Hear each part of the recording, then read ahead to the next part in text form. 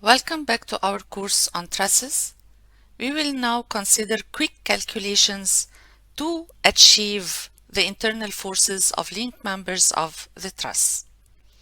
It is quite interesting and depends on logic and some inspection. So we have our truss here. Bottom chord or horizontal measures 4 meter and the vertical height here is 3 meters. External forces on the truss are shown here and we have 3 reactions at the supports. So we have A, B, our supports, we have C, this corner, and D, this corner. And we start by considering moments about A to compute YB. This is really quite easy now. We won't waste time about it. We have 3 tons. You can consider this reaction and plot the 3 tons on our diagram. Considering equilibrium in the y direction, we achieve YA to be 6 tons and we plot it on our diagram. Sigma forces in the x direction equals 0, gives XA equals 4 tons, and we plot it on our diagram.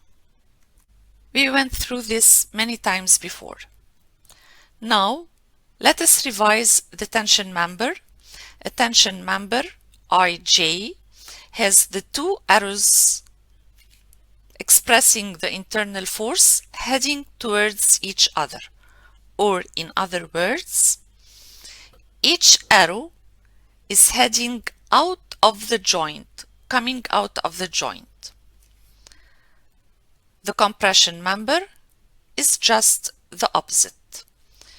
We really should imagine or consider or just plot aside those 2 drawings before our computations. Consider joint A here. We have the external forces XA and YA. We have the values now. And we have 2 members connected to joint A.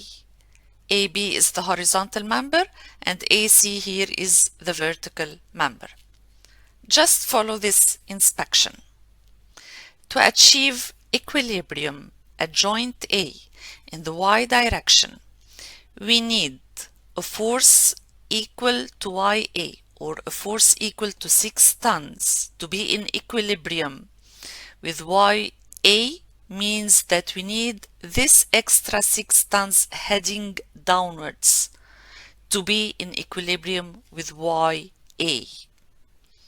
It can only be achieved through the member AC, the vertical member.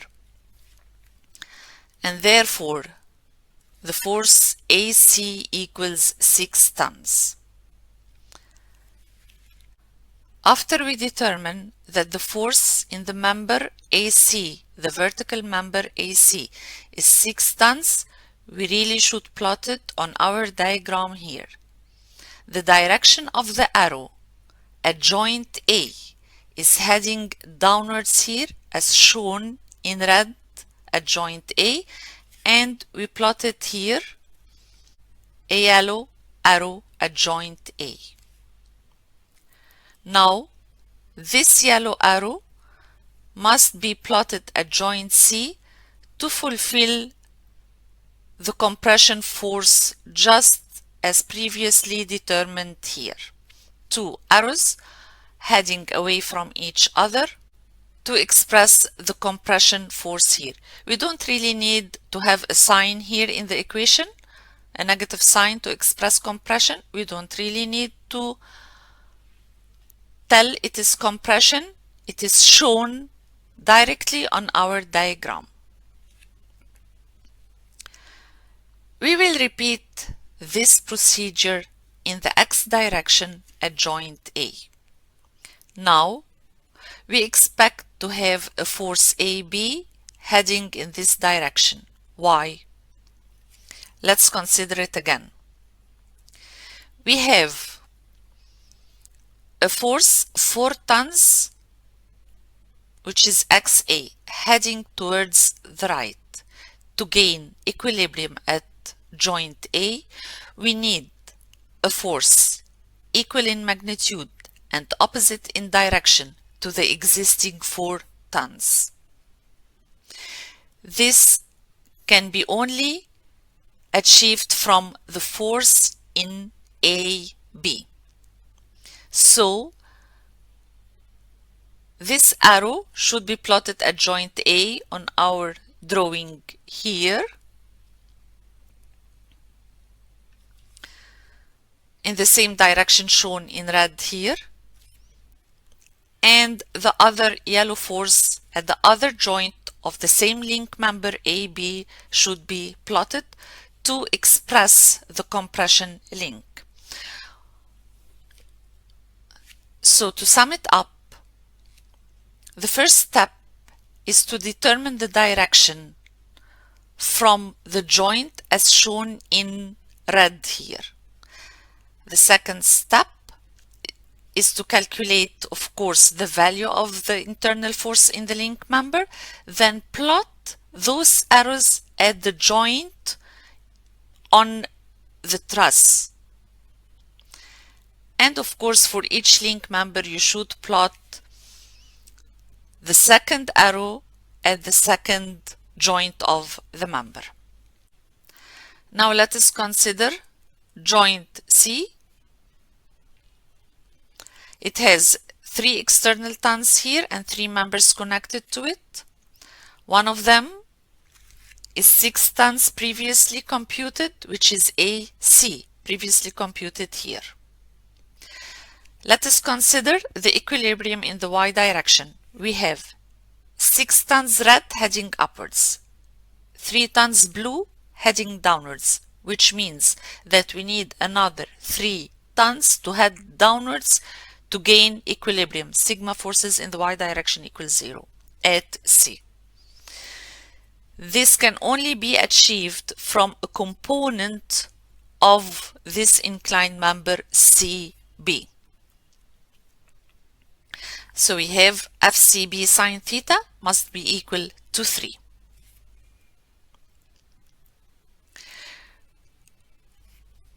Dividing by sine theta, we can obtain the value of CB. Since this golden or yellow arrow component of CB is heading downwards, or in other words, coming out of C, then the force in the link member must be coming out of C. The x component of the force must be also coming out of C, so that all tails of one force meet together, the force and its components meet together. And therefore, we must have the x component in this direction. Okay, sigma forces in the y direction equals 0. Dividing by sine theta gives the internal force in link member CB equals 5. And of course, we plotted here.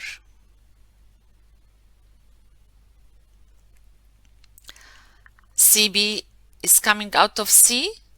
We plot in the same direction this yellow arrow and the other yellow on the far joint. If you multiply this 5 by cosine theta, we achieve the horizontal component to be 4 tons. Now equilibrium at C in the x direction or the horizontal direction makes us need another 4 tons opposite in direction to FCB cosine theta. This can only be achieved from the internal force in CD here. Now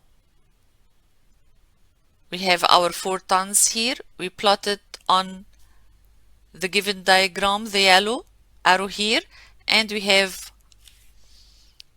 our arrow on the far end of the same member, opposite in direction.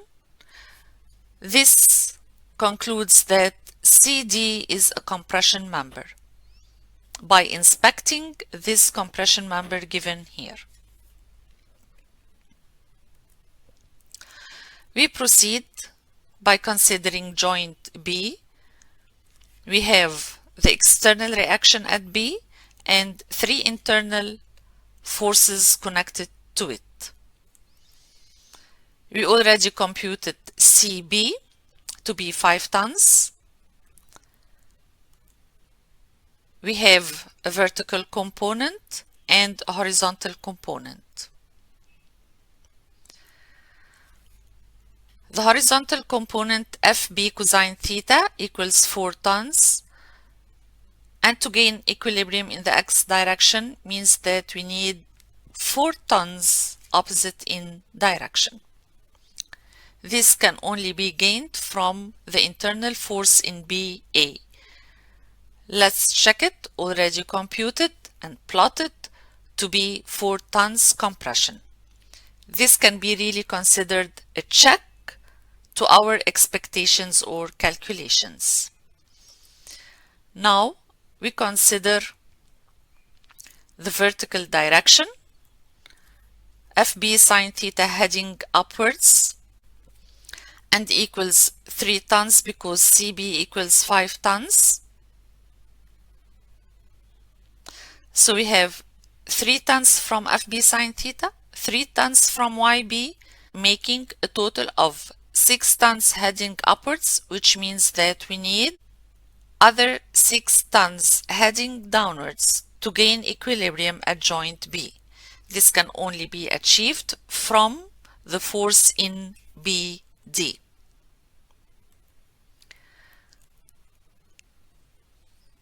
And of course, we plot the arrows in the correct directions. So this was how we can make quick calculations for a truss to determine whether the internal forces are tension or compression, plot them directly with their correct direction of arrows on the diagram and have their values here. Of course, we know that we can't usually or we can't always use this quick method to compute the internal forces for any truss or for any part of truss. But whenever a simple group of members are connected together, we can use this method.